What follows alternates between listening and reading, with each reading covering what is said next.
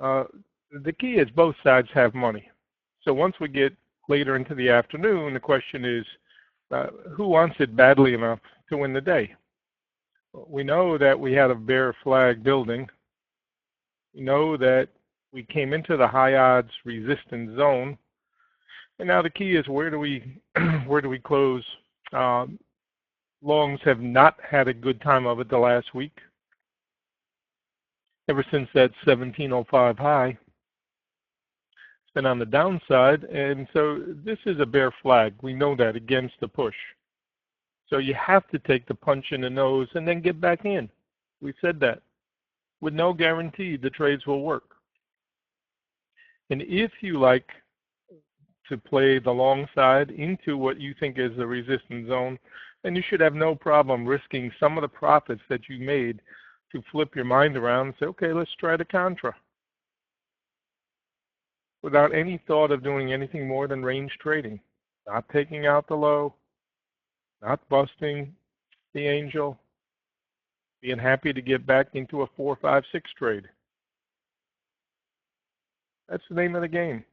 And then in the afternoon, start to understand the rhythm of the day, which charts may or may not be in play, where logical support has come in. See if you can see where traders might be trapped. Obviously, shorts were trapped this morning. Now we've got some longs trapped.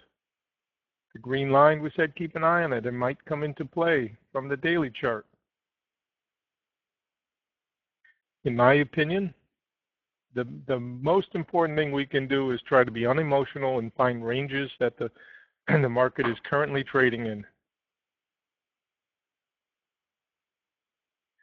Zeke made a powerful call this morning. He said, I think slingshot trade. Fantastic call. And then it runs into the resistance zone. We said if you'd like to short, lunch might be a better time, be patient. Turns out that was a reasonable idea. So far, all we know is we've got this range that we need to resolve. I agree. This 36 is still an important idea, no doubt. Because traders, most traders who have played the game, they understand that. They understand the importance of middles. Sophisticated traders know their middles. They know the range that we're playing in. They already know.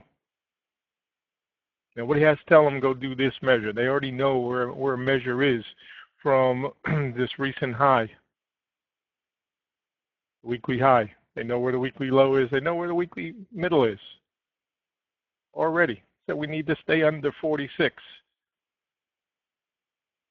Shorts do not want it to get into the upper half of that range. Need to keep it down here to have any hope.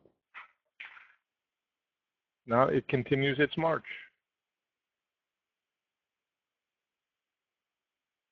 And whether you're a profiler or whether you are a mini wizard system trader or the general's methodology, they're all going to still be relying on a lot of other traders who understand those basic principles.